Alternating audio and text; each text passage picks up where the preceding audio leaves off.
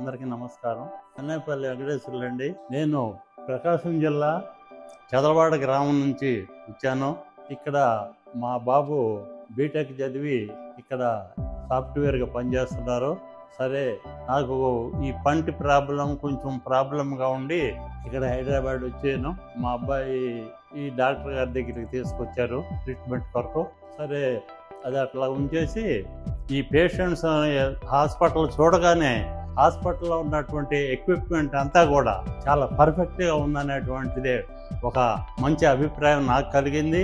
వచ్చే పేషెంట్స్ కూడాను చాలా బాగా చూశారండి, పంపించారు. నేను వాళ్ళని ఎంక్వైరీ చేస్తూ ఉంటే మాకు బాగా నీట్గా చేశారు, బాగా తగ్గింది, ఎలాంటి ప్రాబ్లమ్స్ లేవు అని చెప్పేసి వచ్చిన పేషెంట్స్ కూడా చెప్తూ ఉన్నారు.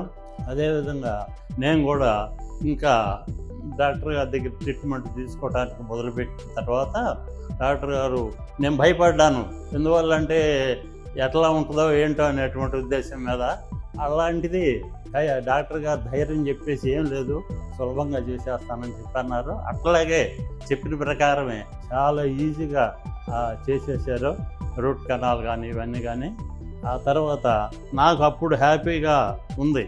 ఎట్లా సున్నితంగా ఈ ట్రీట్మెంట్ చేసినందువలన నేను చాలా హ్యాపీగా ఫీల్ అయ్యాను.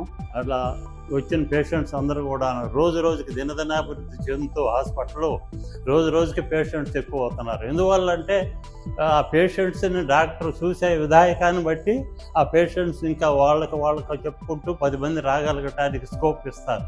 అందువల్ల ఆ డాక్టర్ గారి పొజిషన్ బట్టి, ఆ పేషెంట్స్ మెలిగే విధాయకాన్ని బట్టి, చేసేటువంటి ట్రీట్మెంట్ని బట్టి, ఇలా అన్ని విధాలుగా కూడా అందరికి అనుకూలంగా ఉంటుంది. కాబట్టి ఈ విధంగా పేషెంట్స్ ఎక్కువగా రాగలుగుతున్నారు. బాగా చేసినటువంటి పద్ధతి కానివ్వండి, మనకి చెప్పి ధైర్యంగా చేసేటువంటి విధాయకం కానివ్వండి, ఎక్విప్మెంట్ కానివ్వండి, చాలా బాగుంది హాస్పిటల్లో. అందువల్ల నేను చాలా హ్యాపీగా ఫీల్ అవుతున్నాను.